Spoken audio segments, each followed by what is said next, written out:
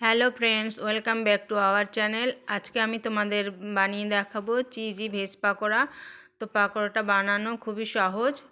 তো পাকোড়াটা বানানোর জন্য এখানে আমি নিয়েছি কিছু আলুটা আমি আগে থেকে সিদ্ধ করে নিয়েছি। এখন আলুটার আমি খোসা ছাড়িয়ে নেব।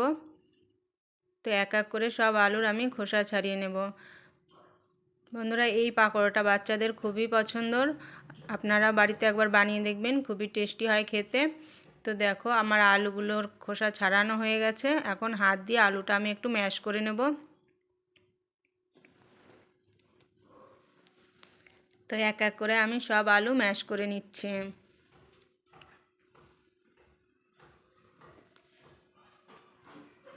তা আলুটা আমার ম্যাশ করা হয়ে গেছে। এখানে আমি কিছু সবজি নিয়েছি, শিমলা মির্চ, পেঁয়াজ, মটর, গাজর, কাঁচা লঙ্কা কুচি আর একটু আদাটা আমি গ্রেট করে নিয়েছি। আর এখানে নিয়েছি কিছু চিজগুলো আমি এভাবে টুকরো করে কেটে নিয়েছি। আর এখানে নিয়েছি ব্রেডটা আমি মিক্সি জারে দিয়ে গুঁড়ো করে নেব।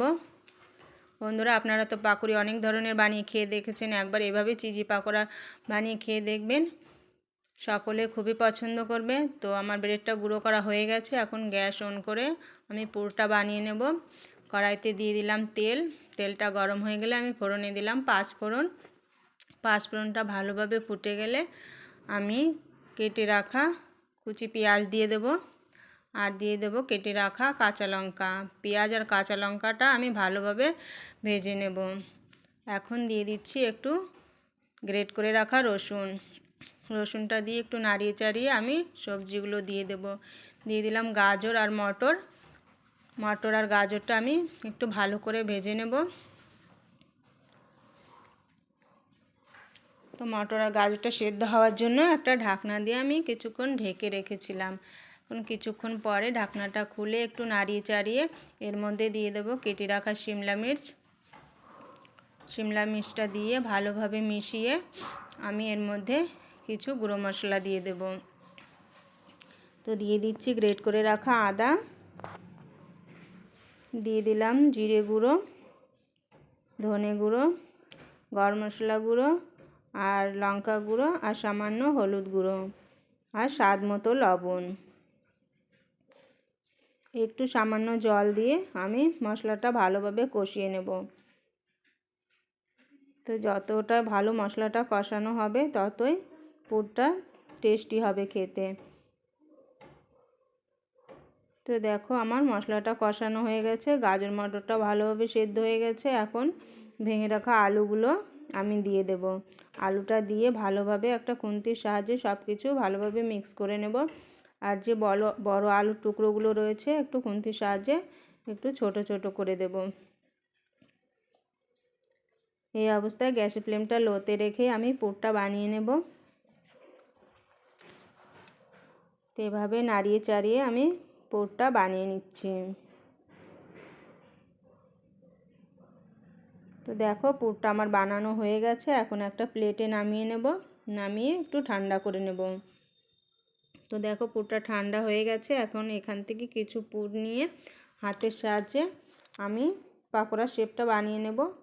একটা বাটির মতন বানিয়ে ওর মধ্যে এক টুকরো চিজ আমি দিয়ে দেব, দিয়ে ভালোভাবে মুখ বন্ধ করে দেব।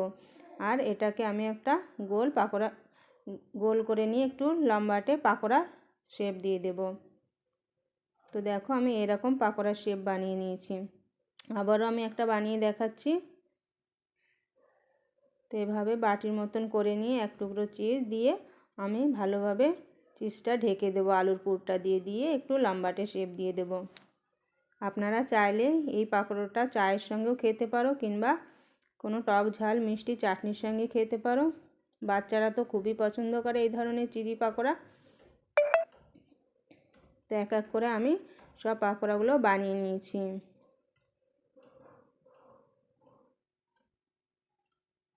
এখানে আমি নিয়ে নিয়েছি একটু কর্নফ্লাওয়ার, সামান্য লবণ দিয়ে আর জল দিয়ে একটা বেটার তৈরি করে নেব। জলটা আমি একবারে দেব না, অল্প অল্প দিয়ে একটা সুন্দর বেটার তৈরি করব। বেটারটা নাই বেশি পাতলা হবে, নাই বেশি ঘন, তাই জলটা আমি অল্প অল্প করে দিয়ে বেটারটা তৈরি করব। তো দেখো, বেটারটা আমি এরকম তৈরি করে নিয়েছি। এখন ওই আলুর পাকোড়াটা এই ব্যাটারে ভিজিয়ে ব্রেডের গুঁড়োটা আমি মাখিয়ে নেব।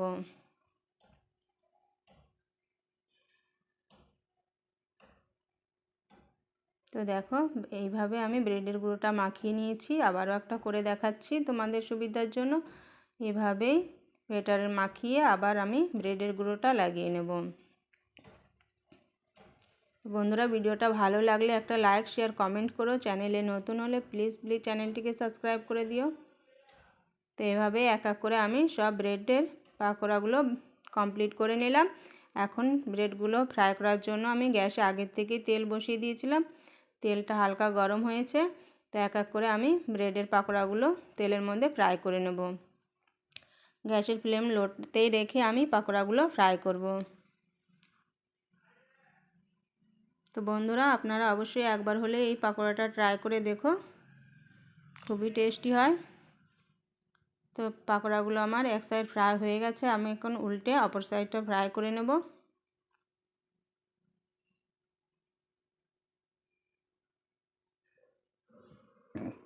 তো পাকোড়াগুলো নাড়িয়ে চাড়িয়ে আমি ফ্রাই করে নিলাম। পাকোড়াটা ফ্রাই করা হয়ে গেছে, এখন আমি একটা প্লেটে নামিয়ে নিচ্ছি।